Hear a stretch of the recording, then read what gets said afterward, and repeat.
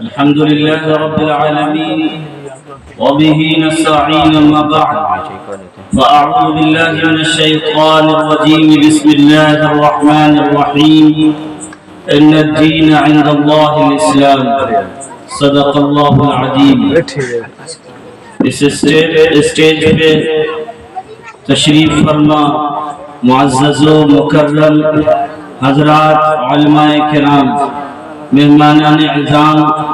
اور قابل قدر سامعین، یقیناً ابھی ہم سب حضرت مولانا مفتی ابو عبیدہ صاحب قاسمی استاد مدرسہ نور الہدی قضیاہی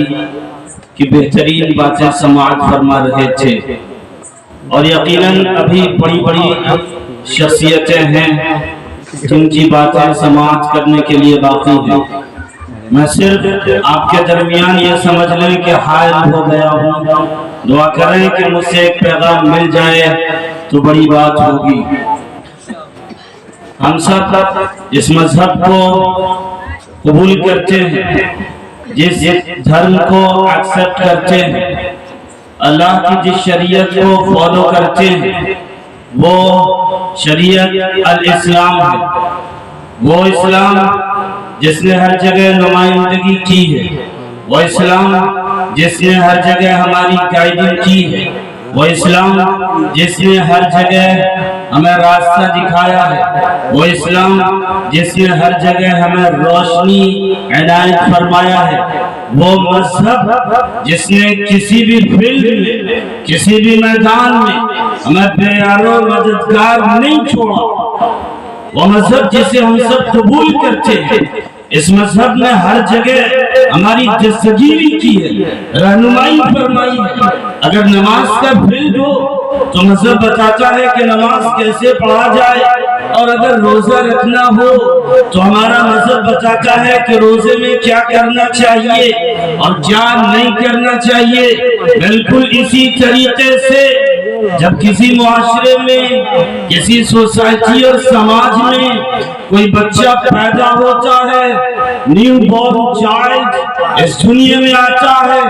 اس وقت اسلام کا میسج کیا ہوتا ہے، اس وقت اسلام کا پیغام کیا ہوتا ہے، اس وقت اسلام کا سندیش کیا ہوتا ہے، اس وقت اسلام کس طرف رہنمائی فرماتا ہے، اسلام کس طریقے کی گائیڈنگ فرماتا ہے. لہذا جب کوئی بچہ پیدا ہوتا ہے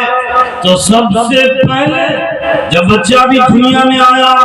اسلام کا پیغام اور اسلام کے اصول یہ ہوتے ہیں کہ بچے کے کان میں اذان کہی جائے، تکبیر کہی جائے، اللہ کے نام کو بلند کیا جائے، اور پھر اس کے بعد دوسرا کام یہ ہوتا ہے کہ اس بچے کی تحنیک کی جائے. آج اپنے معاشرے کو دیکھیں، اپنے سوسائٹی اور سماج کو دیکھیں کہ ہمارے معاشرے میں کیا ہوتا ہے. ہمارے معاشرے میں جب کوئی بچہ پیدا ہوتا ہے، اذان تو دی جاتی ہے، تکبیر بھی کہی جاتی ہے، اور چھٹے دن چھٹی کر دی جاتی ہے، ساتویں دن کو فراموش کر دیا جاتا ہے، ساتویں دن کو بالائے طاق پہ رکھ دیا جاتا ہے. اور جو تحنیک کا عمل ہے، تحنیک کی سنت ہے، جو کہ حضور پاک صلی اللہ علیہ وسلم کے زمانہ میں چلتا رہا ہے، اس کو صحابہ کرام قبول کرتے رہے ہیں، صحابہ کرام کے درمیان یہ چلن میں رہا ہے. لیکن آج امت مسلمہ جس سماج میں ہو، جس گاؤں اور محلے میں ہو، اگر اس محلے کی کارگزاری لی جائے،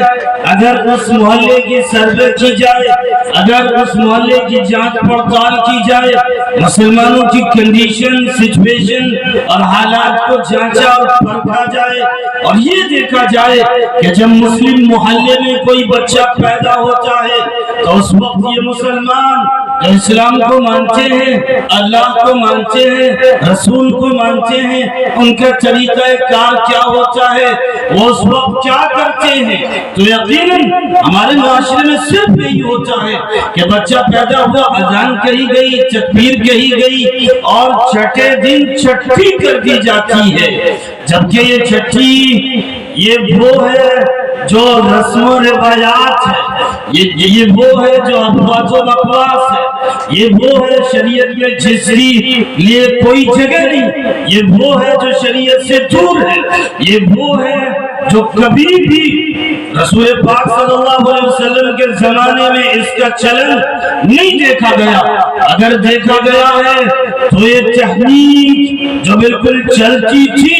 ये वो तहनीक थी कि जब हुजूर पाक सल्लल्लाहु अलैहि वसल्लम के जमाने में जब कोई भी बच्चा पैदा होता था, सहाबा किराम अपने बच्चे को लेकर हुजूर पाक सल्लल्लाहु अलैहि वसल्लम के पास आते और आपसे कहते, अल्लाह के रसूल मेरे इस बच्चे की तहनीक कर डालिए। अब आप सोचते होंगे तहनीक क्या है? ये हजरात उलमाए किराम हैं, ये जानते हैं, इनको मालूम है, इसलिए कि इन्होंने पढ़ा है, इन्होंने अल्लाह के अहकाम को पढ़ा है, इन्होंने रब की शरीयत को पढ़ा है, इन्होंने हुजूर पाक सल्लल्लाहु अलैहि वसल्लम के फरमात को, इरशादात को जाना है और उलूम हासिल किए हैं, इनको मालूम है। लेकिन आम जिंदगी गुजारने वाले मुस्लिम, उन्हें पता नहीं चलता कि तहनीक क्या है और तहनीक किस चीज को कहते हैं। इसी वजह से आज माशरे से तहनीक का अमल बिल्कुल नाफिज हो चुका है। आज सोसाइटी और समाज से तहनीक का अमल बिल्कुल खत्म हो चुका है। छठी याद होती है, अजान याद होती है, तकबीर याद होती है, तहनीक याद नहीं होती है। इसलिए मैं कहूँगा जब जब आपके मुआशरे में, आपके सोसाइटी और समाज में, आपके मोहल्ले में कोई भी बच्चा पैदा हो, उसके वालिदैन को चाहिए, उसके पेरेंट्स को चाहिए, उसके जिम्मेदार को चाहिए कि आप उलमा से रब्ता कीजिएगा, आप उलमा से ताल्लुक कायम कीजिएगा, उलमा से कनेक्ट हो जाइएगा, उलमा से कनेक्शन जोड़िएगा, उनसे पूछिएगा कि आप वारिसीन अंबिया हैं, आप अल्लाह और रसूल की बातों को जानने वाले हैं। अब बताइए कि जब बच्चा पैदा होता है उस वक्त क्या किया जाता है? उस वक्त क्या ये जो छठी होती है वो, या फिर अजान और कलिमात तकबीर कहे जाते हैं वो, या फिर कुछ और भी अमल है जो हमसे छूट रहा है, जो हमसे भूल हो रही है? तो अगर आपको मालूम नहीं है तो फिर जरूरत इस बात की है कि आप उलमा से राब्ता कीजिएगा, उलमा से पूछिएगा और उलमा से सवालात कीजिएगा, उलमा से उलमा के सामने अपने मसाइल रखिएगा, अपने प्रॉब्लम्स रखिएगा, वो आपके तमाम प्रॉब्लम्स के सॉल्यूशन, उनका सॉल्यूशन देंगे और आपको बताएंगे आज जो सोसाइटी में चल रहा है, आज जो मुआशरे में हो रहा है कि सिर्फ अजान को पकड़ लिया गया, तकबीर को ले लिया गया और छठी कर दी गई और तहनीक को बिल्कुल फरामोश कर दिया गया, तहनीक को बालाए ताक रख दिया गया। तो याद रखिए, ये उलमा बताएंगे तहनीक वो अमल है जो हुजूर के जमाने में जिंदा था, तहनीक वो सुन्नत है जो हुजूर के जमाने में बिल्कुल दौड़ती चली जा रही थी। हुजूर के जमाने में जब कोई बच्चा पैदा होता था तो हुजूर पाक सल्लल्लाहु अलैहि वसल्लम उस बच्चे की तहनीक करते थे। मतलब ये कि दुनियावी खुराक से पहले सबसे पहली खुराक, सबसे पहली ग़िज़ा, सबसे पहला डोज और सबसे पहली चीज जो बच्चे के जिस्म में दाखिल हो और उसके तनो बदन में दाखिल हो, वो हुजूर के मुंह से किसी छुआरे में चबाया हुआ अर्क हुआ करता था, या फिर कोई चीज, मीठी चीज जिसे हुजूर अपने जुबान में लेते, अपने मुंह में लेते और फिर उस अर्क को उस बच्चे के मुंह में डालते थे। तो ये तहनीक का अमल कहलाता था। लिहाजा आज के जमाने में जब हुजूर नहीं तो फिर उनके मानने वाले ये उलमा है,